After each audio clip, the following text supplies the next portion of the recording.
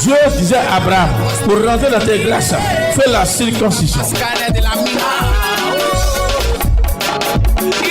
Il faut d'abord ramasser l'autel de famille.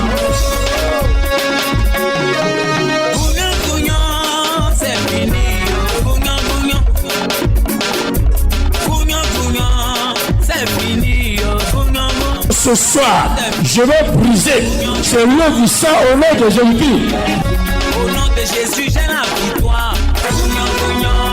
C'est fini. Je mets la séparation entre toi et le sorcier.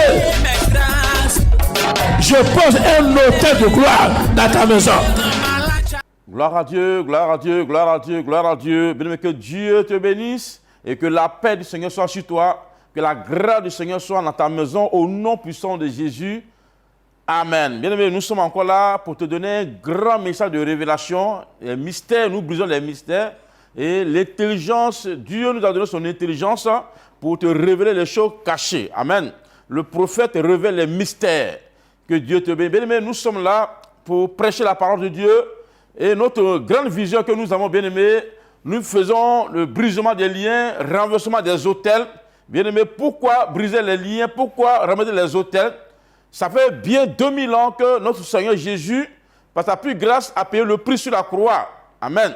La Bible dit que le peuple péchait depuis le temps de Noé. Dieu a juré de ne plus détruire le monde. Qu'est-ce qu'il a fait? Lui-même, il est venu sur la terre en tant que chair, qu'on appelle Jésus-Christ de Nazareth. Et le nom qui s'est donné, il s'appelle Jésus.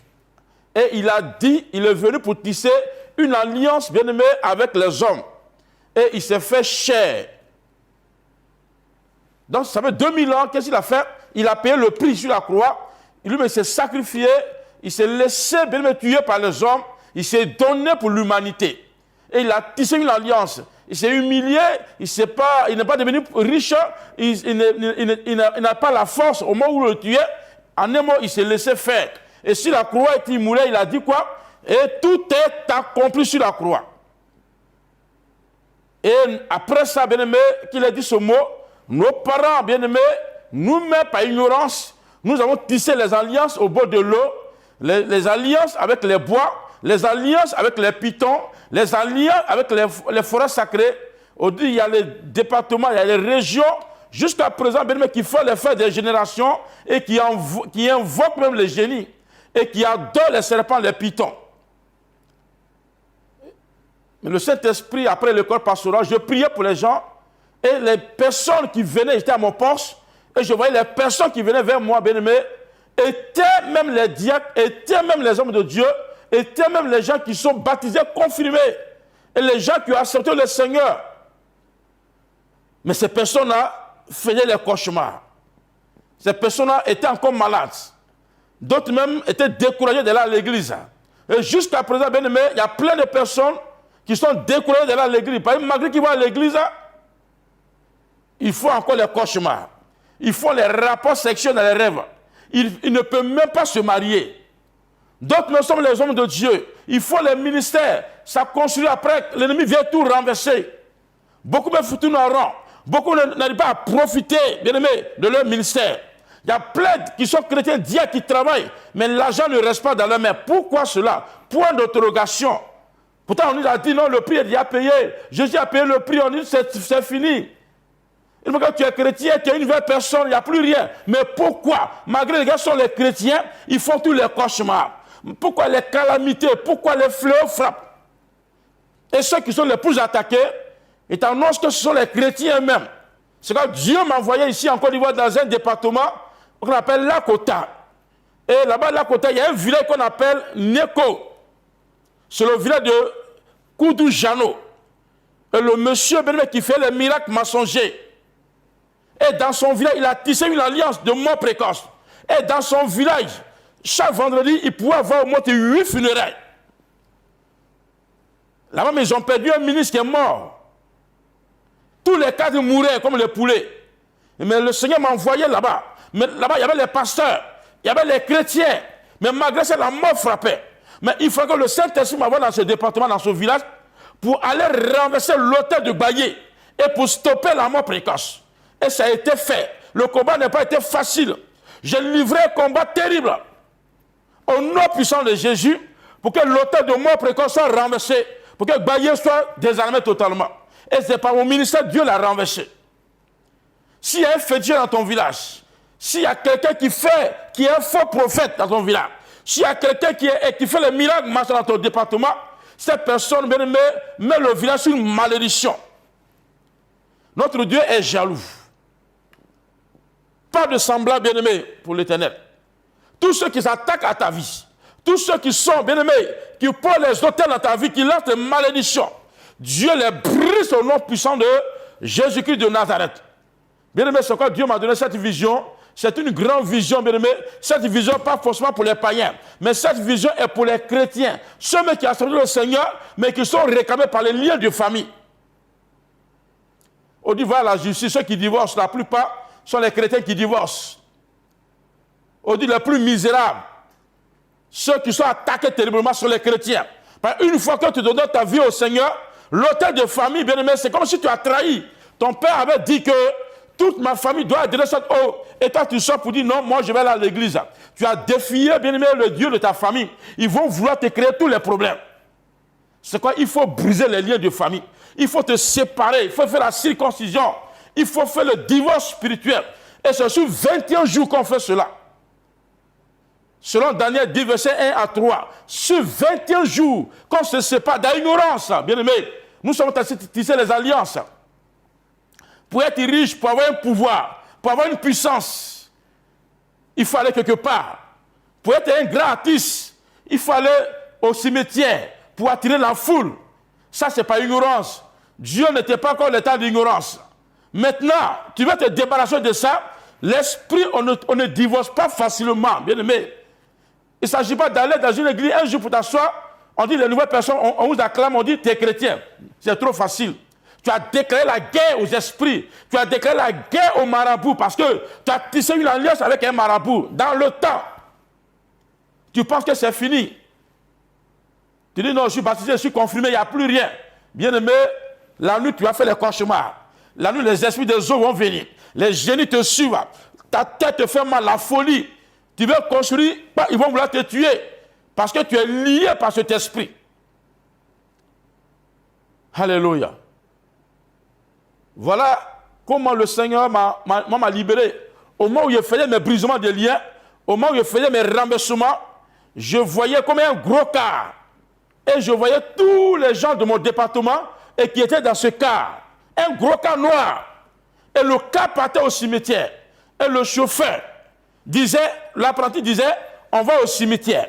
Et je reconnais tous les gens de mon département et les personnalités de mon village. Et arrivé devant, au moment de mes brisements, je faisais mes brisements de liens, et je voyais bien aimé le car. Un coup, je me débattais. Je dis, je dois sortir, je dois sortir, je dois sortir. Un coup, j'ai poussé l'apprenti, il m'a dit, on est fatigué, il m'a jeté, et le car est parti. Et c'est comme ça, bien aimé, Dieu m'a libéré des liens de famille. C'est comme ça, l'autel de famille a été renversé. Et je suis sorti de ce cas diabolique, le cas qui conduisait les gens à la mort. Et je suis sorti de ce cas. Et c'est comme ça, Dieu m'a libéré au Dieu. La prospérité, l'élévation, mon ministère prospère et ma renommée est répandue dans le monde entier. Et je suis bien placé pour faire le brisement des liens de beaucoup de personnes. Parce que moi-même, je suis un exemple. Alléluia. Que Dieu te bénisse. Donc, tout à l'heure, tu vas écouter le message. Et c'est un message de révélation, un message de gloire, de succès, un message qui va te faire du bien. Le thème, tu vas rebâtir ta vie. Tu vas rebâtir ta vie. Dis Amen. Pourquoi rebâtir? Tu avais bien commencé au début. Tu t'es dit, bon, tu es chrétien, tu te donnes au Seigneur Jésus. Et après, bien-aimé, qu'est-ce qui va se passer? Tu t'es caché et tu as commencé à construire. Et tu t'es caché, tu t'es marié. Et tu t'es caché, tu as commencé à devenir, on t'a nommé un directeur. Et tu as commencé à évoluer, à émerger. Alléluia. Alléluia. Je dis, tu as commencé à émerger. Tu as commencé à bâtir. Tu as commencé à construire une maison, une villa. Tu as commencé à devenir un grand chrétien. Et tu as commencé à avoir les racines partout.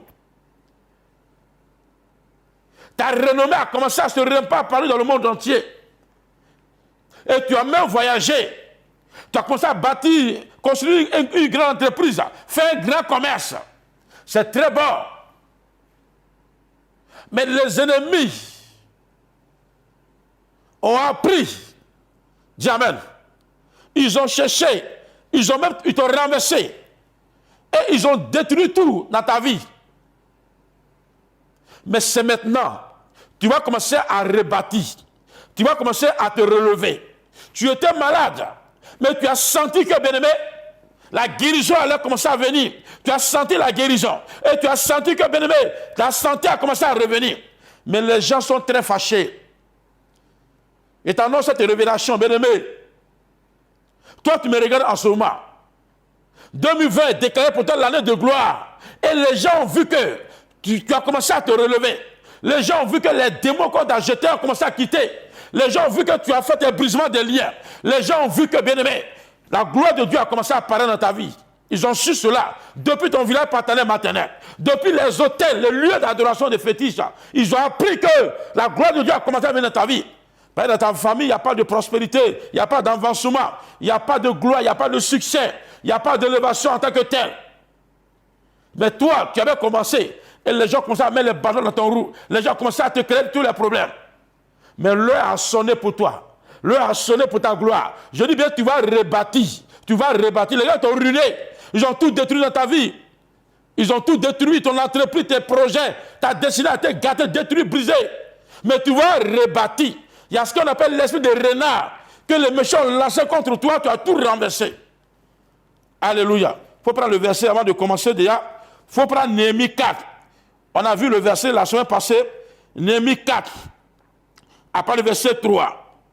Voilà, les gens qui avaient déjà commencé à construire, les gens, les foyers, les gars qui sont déjà mariés, les gens qui ont bâti leur ville aisément, les gens qui avaient commencé à bien manger. Voilà ce que les ennemis ont fait. Néhémie 4, verset 3. Tobisha, l'ammonite, était à côté de lui et il dit qu'il bâtit seulement. Si un renard se lance, il renversera leur muraille de pierre. Vous voyez ça? Et la maison était construite en pierre. Mais le petit renard a tout renversé. Certainement, ils ont renversé ta destinée. Certainement, ils ont tout détruit. Certainement, ils ont gâté ton commerce. Ils ont brisé ton entreprise. Et tu annonces une bonne nouvelle en tant que prophète de l'Éternel. Tu vas rebâtir au nom puissant de Jésus-Christ de Nazareth. Tu vas rebâtir.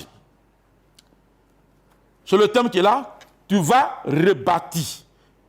Dis à ton frère, ta soeur qui est à côté, tu vas rebâtir. Quand on dit tu vas rebâtir, ça veut dire que tu seras relevé. Voilà, tu seras relevé. Certainement, les gars disent que cette maladie allait te tuer, mais tu seras rebâti. Bien-aimé, toi-même tu seras rebâti et tu vas rebâtir également.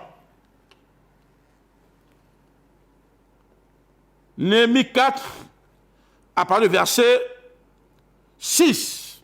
Rebâtîmes la muraille qui fut partout achevée jusqu'à la moitié de la hauteur, de sa hauteur.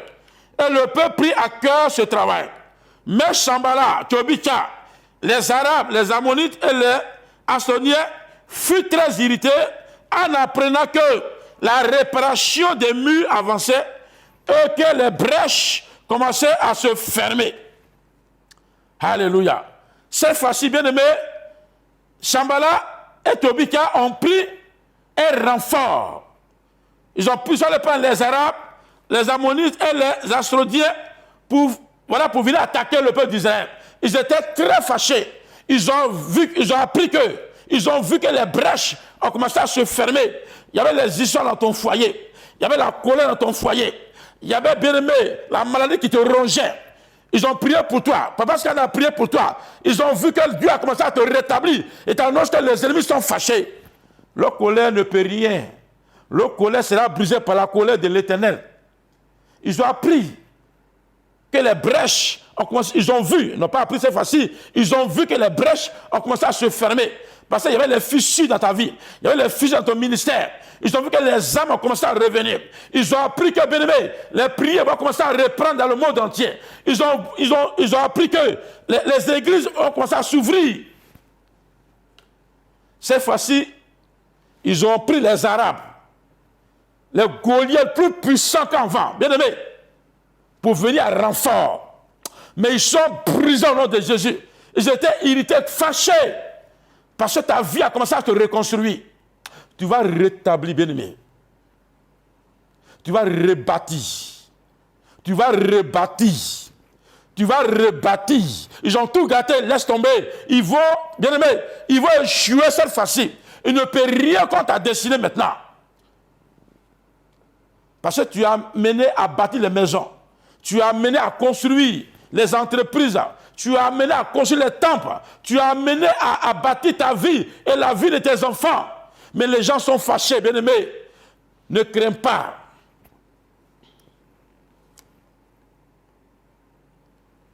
Prends le verset 8 rapidement. Ils se liguaient tous ensemble pour venir attaquer Jérusalem et lui causer le dommage. Nous prions notre Dieu et nous établissons une garde, jour et nuit, pour nous défendre contre leur attaque. Cependant, Judas disait, les forces manquent à ceux qui portent les fardeaux et les décombres sont considérables. Nous ne pourrons pas bâtir la muraille. Et nos ennemis disaient, ils ne seront et ne verront rien jusqu'à ce que nous arrivions au milieu d'eux. Nous les tuerons et nous ferons aussi cesser leur ouvrage. Voilà ce que les ennemis ont dit. Le peuple était fatigué. Et ils ont vu que le peuple avait commencé à rebâtir, bien-aimé, avait rebâti. Les ennemis ont dit quoi? On va les surprendre. Cette fois-ci, on va les tuer. Leur problème, bien-aimé, on va les tuer pour faire quoi? Pour faire cesser leur ouvrage, leur travail. Leur travail, c'est quoi? Leur objectif, c'est quoi? C'est d'arrêter dans ta conduite, d'arrêter bien dans la constitution. C'est de te stopper dans ta destinée. Parce que tu es sur un bon chemin. Tu as été construire ta vie. Ils ont envoyé plus de 1000 personnes contre toi. 10 000 démons contre toi. Pour stopper ta destinée, pour arrêter la construction, pour arrêter, bien-aimé, la construction de ton église, de ton ministère, de ton entreprise. Ils ont dit quoi? Cette fois-ci, on va les surprendre et on va les tuer. Retour à l'envoyé au nom de Jésus. Je prie l'esprit de mort. Et tu sens, depuis qu'ils ont pris un décret de tuerie contre toi, et depuis qu'ils ont pris un décret de tuerie contre toi, qu'est-ce que tu sens? Tu sens l'esprit de mort dans ta vie. Tu sens qu'il y a la mort qui te frappe. Tu vois les morts dans tes rêves.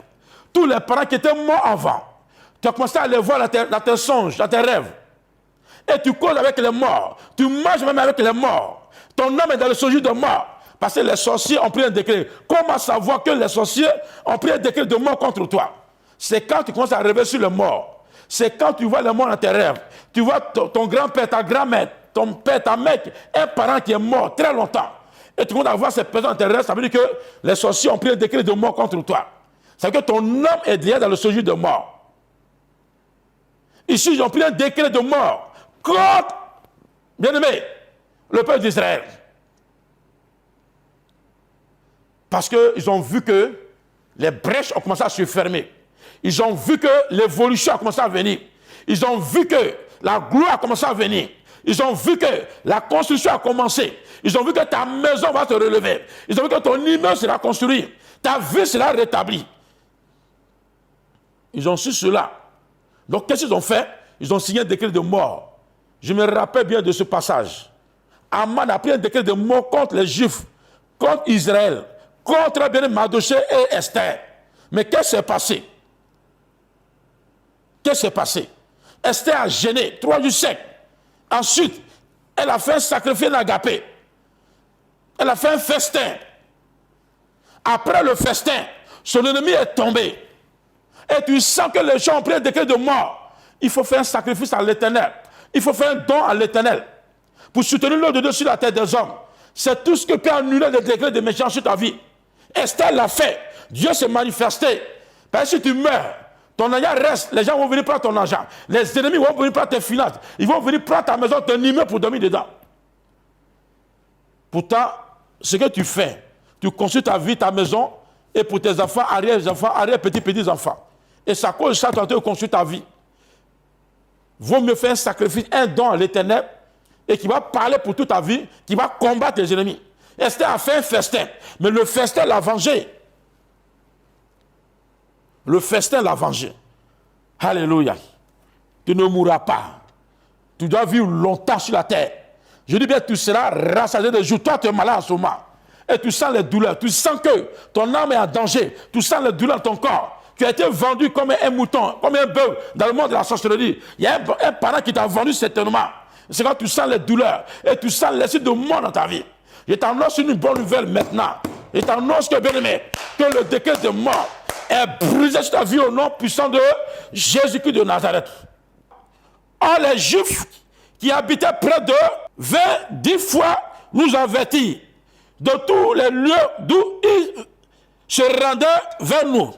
C'est pourquoi je plaçais dans les enfoncements derrière la muraille et sur les terrains secs le peuple par famille, tous avec leur épée, leur lance et leur arc. Je regardais et m'étais levé, je dis aux grands, aux magistrats, au reste du peuple, ne les craignez pas. Souvenez-vous du Seigneur grand et redoutable, et combattez pour vos frères, pour vos fils, pour vos filles, pour vos femmes et pour vos maisons. Alléluia. Voilà ce que l'Éternel nous a dit. La Bible dit qu'à chaque fois, les gens venaient avertir le peuple d'Israël. Dieu a mis un prophète sur ton chemin que je suis pour t'avertir des dangers des méchants. Une fois que tu commences à construire une maison, tu as lancé un défi aux sorciers. Ils vont vouloir te tuer. Une fois que tu as été nommé dans l'administration, les méchants vont se lever contre toi. Toi dans ton service, toi dans ta famille, toi autour de toi. C'est cela qu'on appelle les ennemis de la prospérité. Les ennemis du mariage. Les ennemis de la gloire. Dès que tu te maries, il faut savoir que les ennemis du mariage sont pointés quelque part. Dès qu'on te nomme dans ton service, il faut savoir que les ennemis, les aigris, les hypocrites sont là pour te combattre. C'est quoi? Il a placé les gens par famille qui étaient à la brèche. C'est quoi Dieu a dit à Abraham. Il faut circoncire ta maison. Même servant, serviteur de ta maison doit passer par la circoncision. Tout le monde doit être à la brèche. Prier, jeûner, prier pour combattre les fléaux, les calamités qui arrivent. Lorsque les ennemis ont appris que nous étions avertis, Dieu a anéanti leur projet et nous retournons tous à la muraille, chacun à son ouvrage. Acclame le Seigneur bien-aimé. Acclame le Seigneur Jésus. Quand ils ont appris, quand les ennemis ont su qu'on savait, par la révélation, par le scanner spirituel, quand Dieu dévoile, l'esprit mauvais disparaît automatiquement. Et chacun est retenu à son ouvrage pour rebâtir sa vie. Tu vas rebâtir ta vie au nom de Jésus. Je brûle leur projet. Quand Dieu a appris, quand ils ont appris que leur projet leur plan était dévoilé, Dieu détruit automatiquement leur projet. C'est quoi il faut m'appeler? Il faut que par le scanner, Dieu révèle par la révélation, Dieu a révélé ce qui est caché, le plan de l'ennemi est brisé automatiquement. Mais tant que bien ce n'est pas dévoilé, par le scanner, quand Dieu dévoile une maladie, quand Dieu dévoile un envoûtement, tu as la victoire automatiquement. Regarde un peu le témoignage d'une jeune dame. J'étais à Bassam, à mes premiers postes, après l'école pastoral. La dame faisait un grand restaurant, ça prospérait. Et il y a une de ses tantes qui lui a lancé un envoûtement. Et sur la plante de son pied, une plaie incurable. Et la plaie a fait plus de 3 ans. Elle allait voir les médecins, les professeurs, les marabouts. Pendant 3 ans, zéro. Mais quand elle est venue me voir, je lui ai dit, tu as été envoûté par une de tes tantes. Tu as marché sur un fétiche à 5 h du matin devant ta porte. Et sa tante a avoué après. Et Dieu a commencé à la frapper. J'ai prié pour elle. En moins de 2 semaines, la plaie a séché. Parce que Dieu a dévoilé ce qui était caché. Une fois que Dieu dévoile ce qui est caché, les projets de l'ennemi échouent. Dieu brûle leurs projets automatiquement au nom de Jésus. Je vais briser en ce jour. Je vais briser ce soir tout projet de l'ennemi au nom puissant de Jésus. Le mal que tu as, chercher un envoûtement, tu as les palpitations. Tu as train de bâtir. Les gens veulent te tuer à cause de ta maison, à cause de ta destinée, à cause de tes projets que tu as. Les méchants sont levés contre toi. Je brûle leurs œuvres au nom de Jésus. Tu vas rebâtir ta vie. Tu vas rebâtir ta vie. Tout ce qui est Shambhala, tout ce qui est Tobita, l'esprit des renards, les Arabes, les Ammonites, ils sont brisés au nom de Jésus. Leur renfort est englouti maintenant. La Bible dit quoi? Le peuple d'Israël était attaqué. Pharaon a pris une armée puissante, les tireurs d'élite et 600 chars, les spécialistes de guerre. Mais ils ont été engloutis dans la mer Rouge. Tous ceux qui ont désiré de tuer, Dieu les a engloutis au nom puissant de Jésus. Le mal qu'on t'a lancé, l'envoûtement qu'on t'a lancé, commence à disparaître au nom de Jésus. Je prophétise dans toi la guérison maintenant, au nom de Jésus. Que Dieu te restaure. Que la grâce de soit sur ta vie. Tu vas rebâtir ta vie. Tu seras guéri maintenant. Ton corps va te reconstituer. Les envoûtements, les cancers, les diabètes, les tensions sont brisés au nom de Jésus. Tu as ton miracle maintenant. Acclame le Seigneur puissamment parce que tu es guéri maintenant. Dans le nom puissant de Dieu, j'ai prié pour toi. Amen. Que Dieu te bénisse. Mais tu es intéressé par le brisement. Pour briser les autels, il faut m'appeler, bien-aimé, pour qu'on te donne plus de renseignements. On fait le scanner au téléphone et on te dit ce que tu vas faire. Alléluia. Pendant 21 jours, on va crier à l'Éternel et les autels seront renversés au nom de Jésus. Sans cela, Dieu va te rétablir. Que Dieu te bénisse. Que la paix du Seigneur soit tout à l'heure. Tu vas voir un grand message, un miracle extraordinaire. Un grand footballeur bien-aimé qui avait une grande destinée, mais les sorciers de sa famille, un féticheur, l'a détruit. Mais il est venu chez moi, Dieu l'a rétabli. Il faut voir sa délivrance spectaculaire, ça va te faire du bien. Au nom puissant de Dieu, j'ai prié. Amen. Shalom chez toi. Shalom, shalom, shalom. Demeure béni éternellement au nom de Jésus. Amen. Bienvenue au ministère international de la Nouvelle Alliance, MINA. Le lieu des brisements des alliances sataniques, des renversements, des mauvais fondements. Le lieu où les faux dieux et les sorciers sont humiliés. Lorsque Dieu commence son œuvre avec un homme, personne ne peut l'arrêter. À la veillée du Mina du mois de juin, le public a répondu présent. Et voici ce que l'Éternel a fait par les mains de son oint, le prophète authentique, le prophète Abraham Prospérité, le scanner. Dieu lui a commencé à réinventer le bien des familles, le bonheur de la famille de tous les. Quelque chose se produit, envoyez cette personne-là. S'il vous plaît, s'il vous plaît, s'il vous plaît. C'est une personne terrible et qui fatigue ce temps, envoyez-le ici. Le prophète dénonce un démon dans le corps de ce jeune homme. Ce démon est tellement coriace que 4 commandos n'ont pas pu le maîtriser. Mais il se calme lorsque le prophète approche. Je vais l'attacher, hein? Parce qu'elle est un avenir très très sérieux, très bien. Oh, mais après cette prière, il faut créer des relations en Europe. Tu as dit un passeport? D'accord, c'est bon, j'ai dit un bon départ. Vous voyez, tout à l'heure, c'est le vieux qui veut sortir de son corps. Parce que le vieux l'avait incarné. Donc tout à l'heure, c'est le vieux qui veut sortir de son corps. Vous vous rappelez que dans la Bible, les disciples de Jésus, en l'absence de leur maître, avaient essayé de délivrer un possédé et ils n'ont pas pu. Il a fallu que le maître revienne pour chasser ce démon. C'est ce qui s'est passé aujourd'hui sous vos yeux. Ce disciple que vous voyez à l'œuvre est comme son maître. Le scanner, le prophète authentique, a libéré le jeune homme de l'emprise de son grand-père.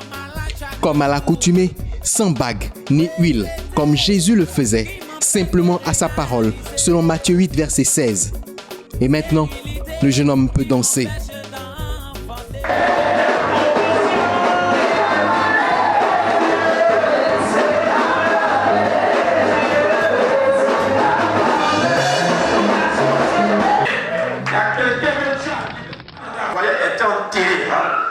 Je vois comme une forêt. Dans une forêt, il y a quelque chose, un trou. Je suis libéré à mon ami. Sors de là. Sors de là. Il va sortir. Vous êtes avec moi?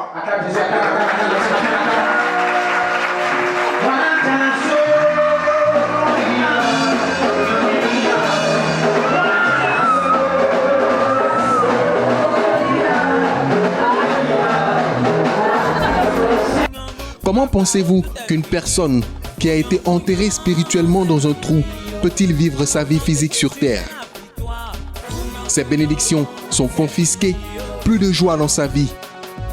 Elle tournera en rond. Mais il a fallu qu'elle vienne à cette veillée. Il a fallu qu'elle rencontre le prophète authentique, le scanner qui a impacté sa vie et l'a sortie de cette forêt. Et vous l'avez vu, elle est sortie de là. C'est fini. Là où tu étais enterré. C'est la raison pour laquelle quand tu lèves le matin, c'est comme quelqu'un qu'on a bossé, qui est fatigué. C'est ça, non? Fatigué. Fatigué. Fatigué. Que Dieu vous a donné. La grâce de Dieu a créé.